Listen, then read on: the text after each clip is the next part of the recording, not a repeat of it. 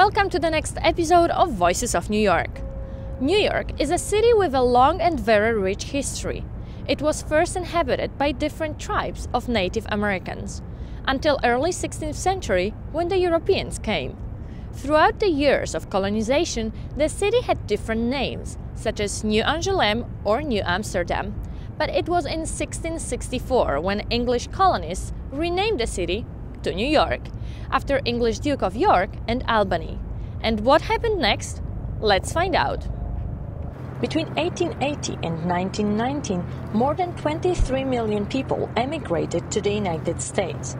About 17 million of those immigrants entered through New York City, where the first immigration station was opened in 1892 on Ellis Island.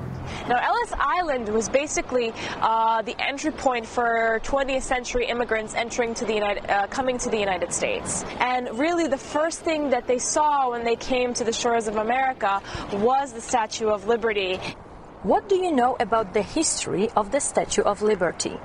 The Statue of Liberty, which is located in downtown Manhattan, was given to New York by the state of France in 1886 as a sign of friendship between the two peoples. How has it changed? Well, when the statue was first given to New York by France, it was a giant golden bronze color. And now, when you cross the bridge or when you're driving and you see the Statue of Liberty, it's this very green color. Can you describe the Statue of Liberty? Statue of Liberty is kind of like this lady with a, I don't have the crown of horns on my head, but she's holding a tablet and she's holding a torch. How important is it right now? Well, the Statue of Liberty is, like one of the most iconic tourist destinations in New York City. It's this big green woman holding a torch. So, when you think New York, you can't help but think Statue of Liberty. She is sort of a fixture of New York. Large numbers of immigrants who were coming to the United States were not the only landmark of the beginning of 20th century.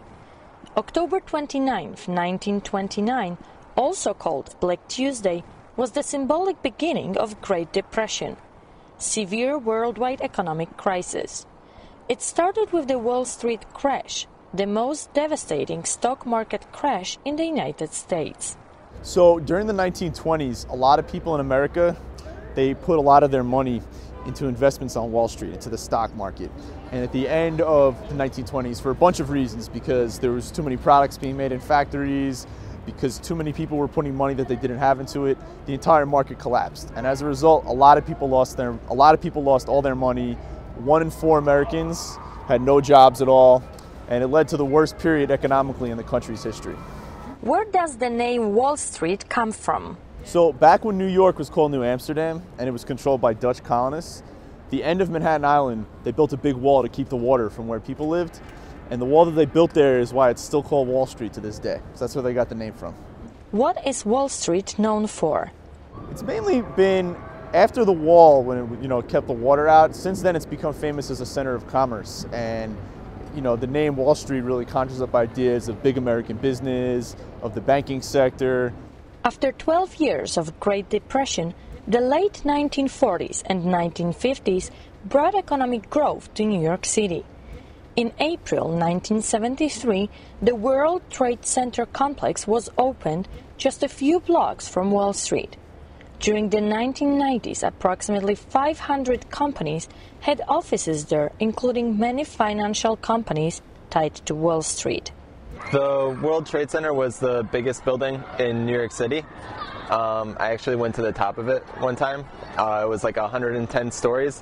When you look down at the street, like the taxi cabs were just like tiny little dots.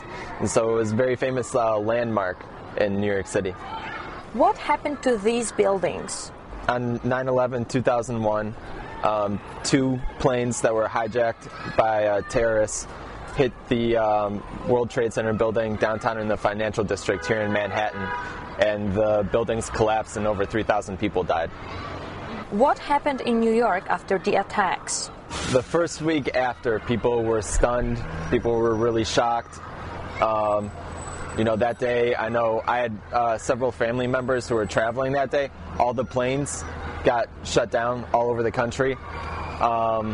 And they suspended sports games, they suspended shows here in New York City and stuff, and it was all people talked about.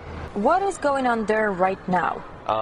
Now, 10 years later, they are finally rebuilding. They're building a new building on the site. I believe it's called the Freedom Tower. And for a long time, after the buildings were demolished, there was nothing there. It was a huge open space in the middle of downtown with all these big skyscrapers. And for the first time, they're rebuilding it.